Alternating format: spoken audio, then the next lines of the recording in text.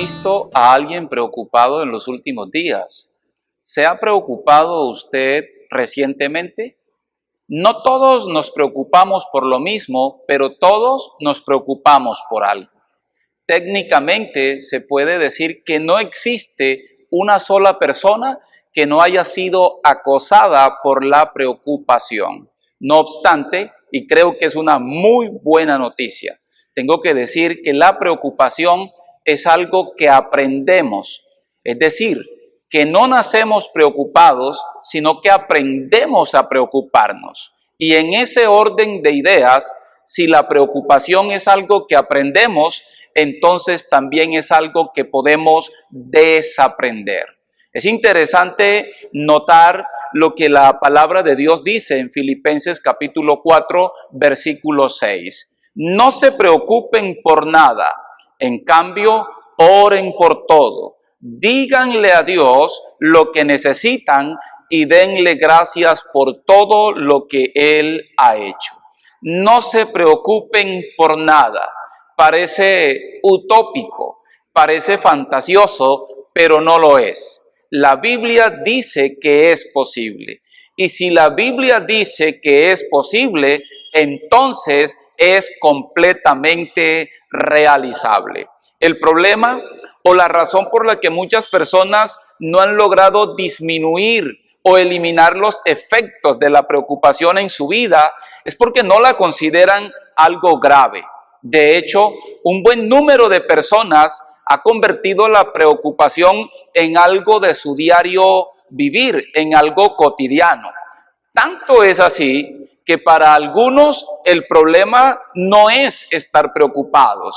Para algunos el problema es no estarlos. La gente ha hecho de la preocupación parte de su cultura, de manera que cuando en medio de una situación adversa o calamitosa encontramos a alguien que tiene control de sus emociones, que está tranquilo, no le aplaudimos, no le reconocemos, sino que le criticamos.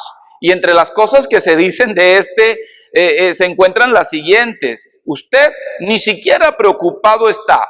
Y si vamos a hablar con otra persona diferente al que manifiesta tener control de sus emociones, decimos, y ni siquiera está preocupado. Decimos, si has visto lo tranquilo que se ve.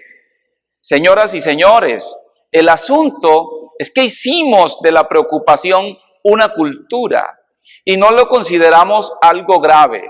Al mismo tiempo olvidamos que aquel que dijo, no matarás, no robarás, no dirás falso testimonio, también dijo, no se preocupen por nada.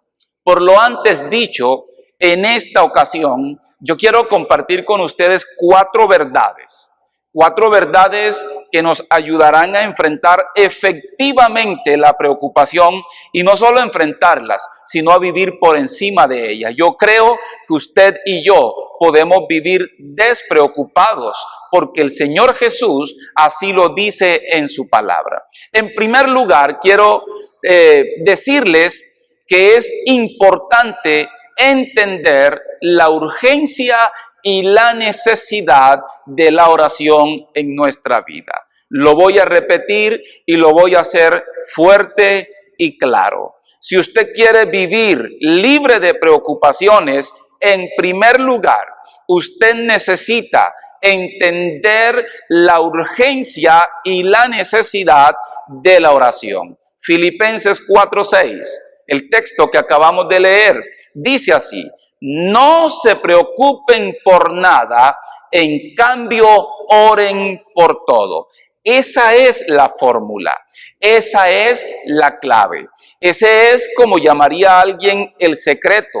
El asunto o el problema con todo esto es que normalmente los seres humanos vamos en contravía a la palabra de Dios. Y cuando Él nos dice, no se preocupen por nada, oren por todo, nosotros lo que hacemos es preocuparnos por todo y orar por absolutamente nada. La preocupación, mis queridos amigos, es un enemigo silencioso, es un enemigo sutil, pero al mismo tiempo peligroso.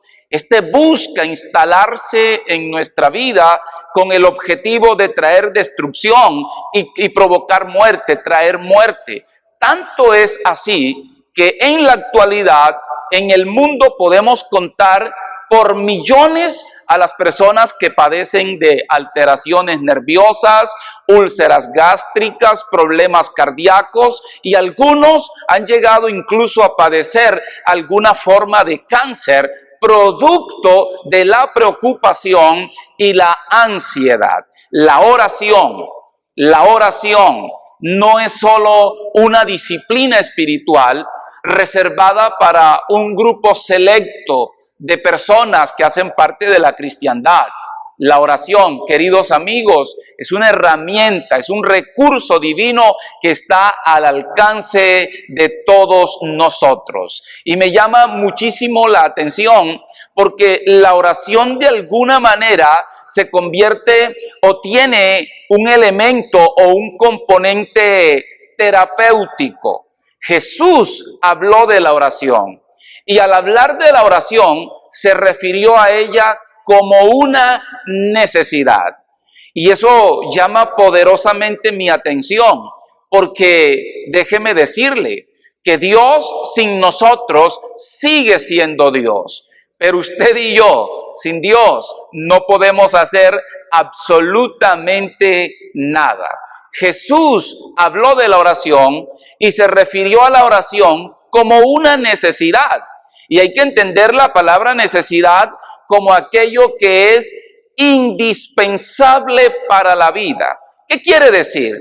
Quiere decir que nadie podrá tener una vida exitosa o una vida plena. Nadie podrá tener la clase de vida que Dios quiere que tenga si no entiende la necesidad y la urgencia de la oración. Siempre que oramos, alguien gana. Y quien gana al orar no es Dios. Quien gana al practicar la oración siempre seremos nosotros, los que vivimos de este lado del cielo. La oración es una necesidad porque a través de ella recibimos el influjo espiritual necesario para vivir. Señoras y señores, esto es demasiado importante como para pasarlo por alto. Por eso, y después de haber dicho todo lo antes mencionado, tengo que decir también que la oración no solo es necesaria, la oración para usted y para mí es urgente. Jesús dijo, separados de mí, nada podéis hacer. Cuando oramos, es importante tener en cuenta algunas cosas, porque es verdad, no hay nada más practicado, pero tampoco no hay nada más malentendido o interpretado que la oración. Es cierto, es verdad, no hay nada que alegre más el corazón, pero también no hay nada que frustre más que una oración. Alegra el corazón la oración que es contestada, la oración que concede o obtiene como resultado aquello que estamos pidiendo, pero frustra saber que oramos y parece que nadie escucha. Frustra orar y no recibir lo que pedimos. Por eso me parece muy importante saber que cuando oramos, y escúcheme bien, por favor, cuando oramos no siempre recibiremos lo que pedimos, pero siempre que oremos recibiremos lo que necesitamos. Además de esto, cuando oramos no necesariamente van a cambiar las cosas a nuestro alrededor, no necesariamente van a cambiar las circunstancias que nos rodean o que nos motivaron a orar. No siempre van a cambiar. Algunas veces vamos a orar y después de orar todo a nuestro alrededor va a seguir igual. Pero eso no significa que la oración no haya sido escuchada. Eso no significa que la oración no haya sido efectiva. Porque déjeme decirle que aunque nada cambie a su alrededor, después de orar, usted no será el mismo. Porque la oración, antes que cambiar circunstancias, busca cambiar a la persona que la hace. para vivir por encima de las preocupaciones. Número uno, necesitamos entender la urgencia y la necesidad de la oración. En segundo lugar, necesitamos entender que hoy es determinante. Señoras y señores, la vida es un libro que se escribe en diferentes tiempos y en diferentes escenarios.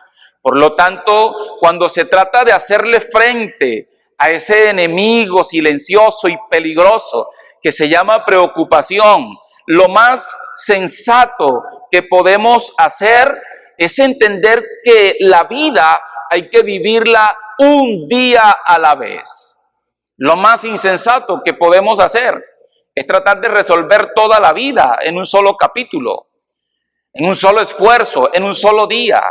Necesitamos entender que la vida se vive un día a la vez y que cada día que Dios nos regala trae su propio afán, trae su propio desafío, y que ese desafío diario va a requerir de nosotros toda nuestra atención, toda nuestra disposición y toda nuestra capacidad resolutiva. Mateo capítulo 6, versículo 34 dice así: por lo tanto, no se angustien por el mañana, el cual tendrá sus propios afanes. Cada día ya tiene sus propios problemas. Ocuparse en resolver los problemas de hoy y aguardar en paz el día de mañana puede ser mal interpretado. Puede ser mal interpretado si se asocia con el descuido o la negligencia. Pero no es así. Ocuparse de hoy y aguardar en paz el día de mañana no es descuido, no es negligencia. Es todo lo contrario. Porque la mejor manera de anticipar y de garantizar un buen mañana es atendiendo las cosas que demandan de nosotros el día de hoy. No hay nada más necio que tratar de resolver los problemas del mañana sin habernos ocupado de los problemas del día de hoy. Es insensato, eso es necio. De hecho, déjeme decirle, los grandes problemas que enfrentamos en el mañana o que enfrentaremos en el mañana no serán más que el resultado de haber descuidado las pequeñas cosas o las cosas que hoy requerían de nosotros. El problema de la preocupación es que nos divide mentalmente, nos divide emocionalmente. No nos deja concentrarnos en lo que tengo que hacer aquí y ahora, sino que me traslada al futuro, a un momento de mi mañana que no estoy seguro que va a ocurrir. Me lleva a dividir mi atención, mis fuerzas y mis energías entre lo que tengo que hacer hoy y lo que puede o pienso que puede llegar a ocurrir el día de mañana. Señoras y señores, alguien definió o alguien dijo de la preocupación que esta no era más que los intereses que pagamos anticipadamente por un crédito que nunca nos hicieron. La preocupación nos lleva al descuido de lo que es importante hoy. Nos saca literalmente del aquí y del ahora. Por eso es muy importante que usted entienda que hoy es determinante. La preocupación, quiero repetirlo una vez más, no nos deja valorar y apreciar el hoy por estar entretenidos y ocupados por un mañana que tal vez nunca ocurra. Nos lleva a centrar nuestra atención en cosas que quizás jamás sucedan, cosas que tal vez solo existen en nuestra imaginación. Y eso, déjeme decirle, no es nada sabio. ¿Por qué? Porque hay 2 días en la vida, hay 2 días del año en el que nadie puede hacer absolutamente nada. Esos 2 días en los que nadie puede hacer absolutamente nada son ayer y mañana. Ayer ya pasó Mañana no sabemos si habrá. Lo único seguro, lo único cierto es el día de hoy. Por eso digo que hoy es determinante. Uno de los padecimientos más comunes el día de hoy, una de las patologías que más vidas está cobrando alrededor del mundo, es aquella que llamamos o que los trabajadores del sector salud han denominado como estrés. Y el estrés, déjeme decirle, no es otra cosa que el resultado de la sobrecarga de compromisos que nos echamos encima. Razón tenía Jesús cuando dijo, no te preocupes por el mañana, porque basta a cada día su propio afán. En palabras nuestras, hoy lo que Jesús estaría diciendo es esto: no te preocupes. En lugar de preocuparte por el mañana, ocúpate del hoy, porque hoy es determinante. En tercer lugar, necesitamos recordar permanentemente aquello que Dios ha hecho por nosotros en el pasado. El Salmo 103, en sus versículos 1 y 2, nos dicen lo siguiente: bendice alma mía a Jehová, y bendiga todo mi ser su santo nombre. Bendice alma mía a Jehová, y no olvides ninguno de sus beneficios. Hay dos maneras de ver el pasado. Una manera es enfermiza, y a esa manera enfermiza de ver el pasado habla o abarca de aquello que nos invade y que nos llena la mente y nos llena el corazón solo con malos recuerdos, con experiencias traumáticas, lo que otros nos hicieron o lo que otros dejaron de hacer por nosotros. Una manera enfermiza de ver el pasado es enfocarse únicamente en las tragedias y en los traumas que hemos vivido. Pero la otra manera de ver el pasado es muy saludable, es alentadora, porque ésta se enfoca no en lo malo, sino en todo lo bueno que nos ha ocurrido. Se enfoca en Dios y en sus promesas. El Salmo 103 fue escrito por el rey David. Y me llama muchísimo la atención el Salmo 103, porque en este salmo David no hace una sola petición a Dios. En este salmo David no le pide nada a Dios. Todo lo que David hace en el Salmo 103 es agradecer a Dios por los favores, por los beneficios recibidos. El texto dice: bendice alma mía a Jehová, y bendiga todo mi ser su santo nombre. El texto sigue diciendo: bendice alma mía a Jehová, y no te olvides de ninguno de sus beneficios. Cuando usted escucha o lee cosas como estas, es fácil pensar que David tuvo una vida fácil, que su infancia, que su adolescencia y su juventud fueron ideales.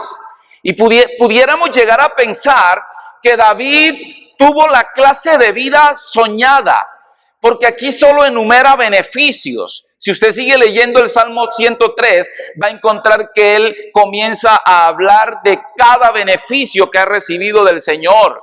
Pero déjeme decirle, David no tuvo una infancia fácil. David no tuvo una adolescencia fácil, porque entre muchas de las cosas que se pueden decir de David, tenemos que señalar que él fue el hijo extramatrimonial de su papá, de Isaí. En algún salmo David se refiere a eso diciendo: en pecado, en maldad fui formado, y en pecado me concibió mi madre. Algunos consideran que esas palabras de David hacen referencia a la relación extramatrimonial de su papá, de la cual nació él como un hijo ilegítimo. David no solo fue un hijo extramatrimonial, sino que tuvo que soportar el maltrato, el menosprecio, el rechazo de sus propios hermanos.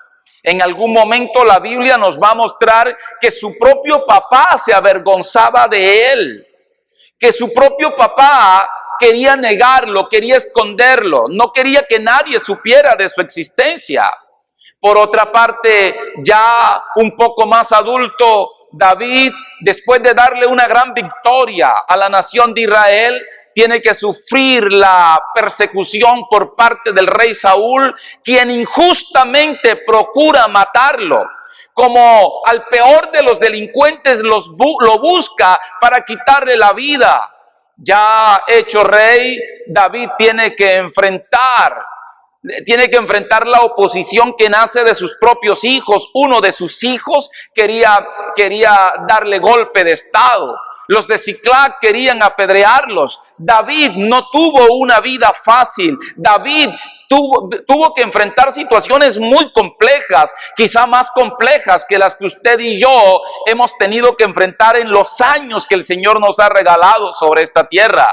Pero escúcheme, cuando él escribe el Salmo 103, David recuerda el pasado de manera saludable. Cuando David va a enfrentar al gigante Goliat, él recuerda el pasado saludablemente. ¿Sabe por qué? Porque la clave para ser feliz no es no enfrentar problemas. La clave para ser feliz no es tener todo lo que deseamos o la vida soñada o ideal. La clave para ser feliz, repito, no es no tener que enfrentar problemas. La clave para no vivir amargado, para no volverse viejo antes de tiempo, señoras y señores, es aprender a tener una memoria selectiva. Yo sé que en su pasado hay experiencias dolorosas, pero también hay experiencias gloriosas. Tenemos que mirar hacia atrás y recordar aquellos momentos en los cuales Dios ha sido fiel. Y necesitamos recordar que Dios ha sido fiel. Los milagros y los favores que Él ha hecho por nosotros, porque Él no ha cambiado. Los milagros, los favores, los prodigios, los portentos que Él hizo a favor nuestro ayer, los puede hacer hoy y los va a hacer el día de mañana. Porque Él es el mismo de ayer, de hoy y por los siglos de los siglos. Tenemos que aprender a seleccionar bien nuestros recuerdos. Es decir, debemos tener siempre presente lo bueno de nuestro pasado. No podría continuar si no le pregunto hoy, ¿ha hecho Dios algo bueno a favor suyo? ¿Ha intervenido Dios en su casa? ¿Ha traído restauración en algún área? ¿Ha visto usted la provisión de Dios en estos días? ¿Ha sanado Dios su cuerpo o a alguien en su casa? Hoy nosotros necesitamos, para vencer la preocupación, hacer lo mismo que hizo David, recordar todas las cosas buenas que Dios ha hecho por nosotros en el pasado. Creo que hoy, al igual que David, deberíamos hablar con nosotros mismos. Deberíamos hablarnos a nosotros mismos y decirnos, bendice al Señor y no te olvides de ninguno de sus beneficios. En tercer lugar, para vencer la preocupación, necesitamos esforzarnos por hacer lo posible y dejar en manos de Dios aquello que es imposible. Una buena manera, quizá es la mejor manera de mantener nuestra salud física y emocional, es entender cuáles son nuestros límites. Y para poder saber cuáles son nuestros límites, tenemos que preguntarnos dos cosas. Y esas dos preguntas que tenemos que hacernos son las siguientes. ¿Qué cosas puedo hacer por mí mismo? Pero también tengo que preguntarme qué cosas no puedo hacer, aunque emplee toda mi capacidad.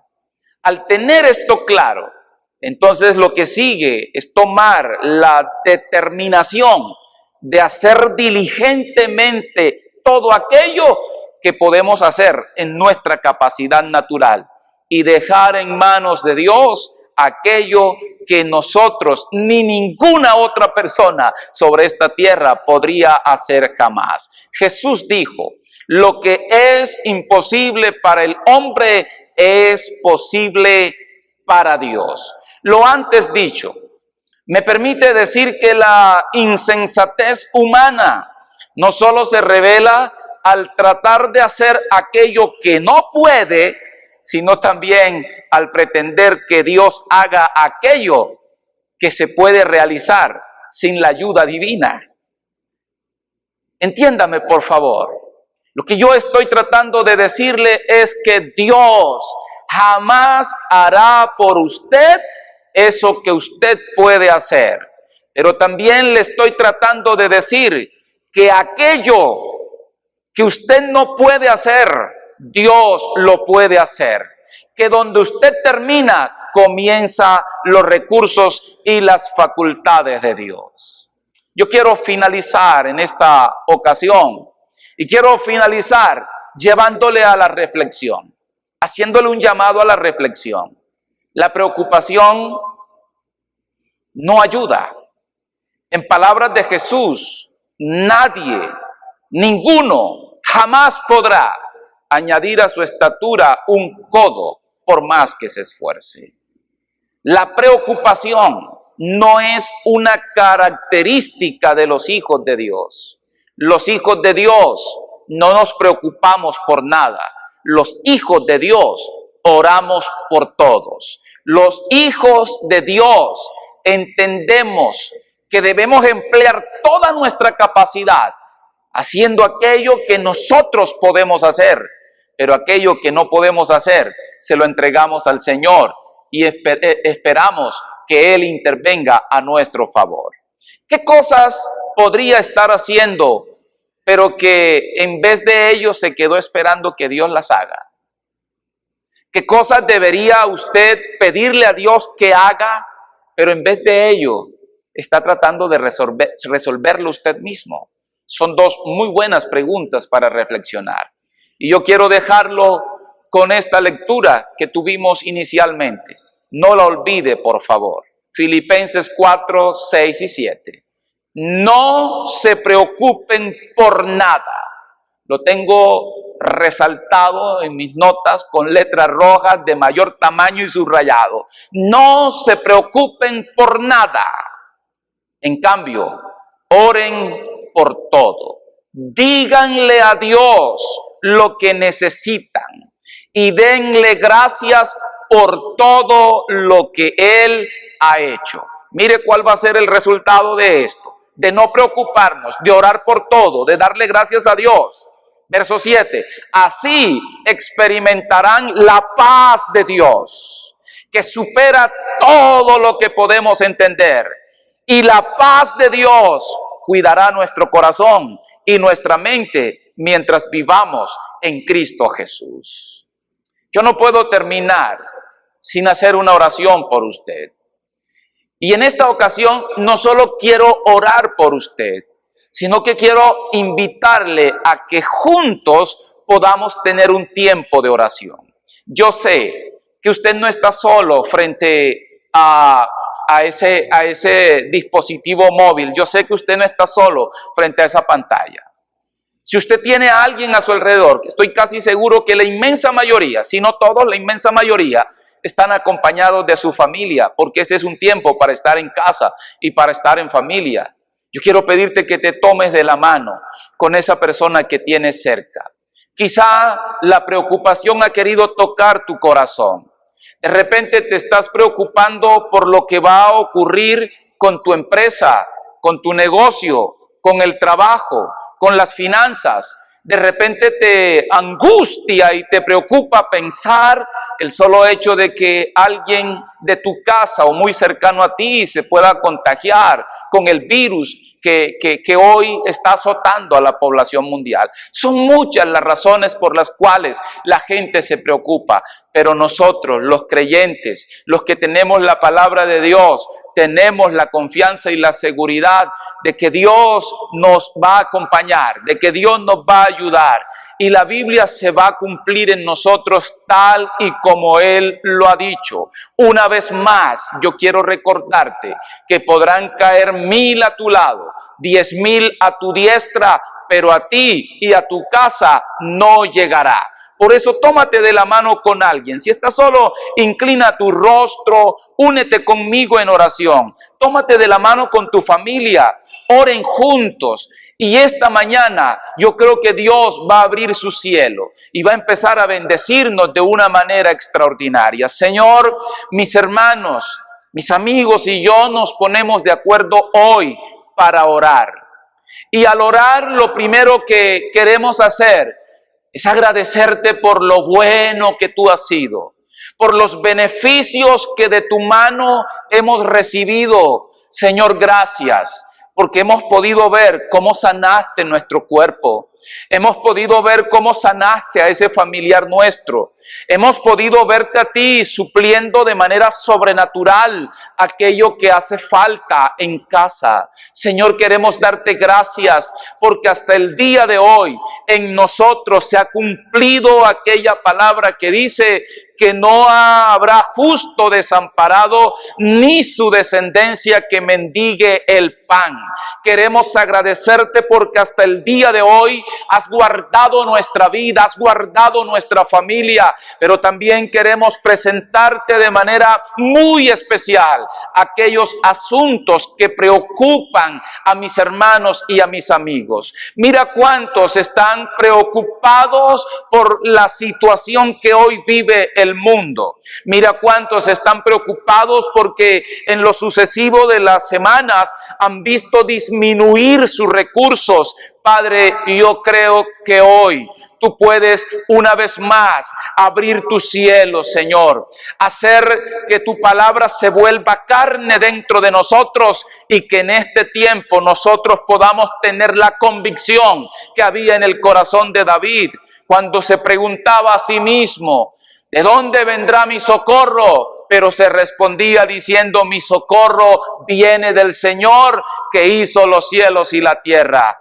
Queridos hermanos y queridos amigos, nosotros tenemos a un Dios poderoso, que no es solo el creador de todo lo que existe, sino que también es nuestro Padre. Y Él es un Padre bueno. Él no te dejará y no te desamparará. Confía, vive tranquilo, disfruta el tiempo que Dios te ha dado con tu familia, porque Él sigue estando en control de todo. Les mando a todos un abrazo fuerte y les deseo muchas, pero muchas bendiciones del Señor.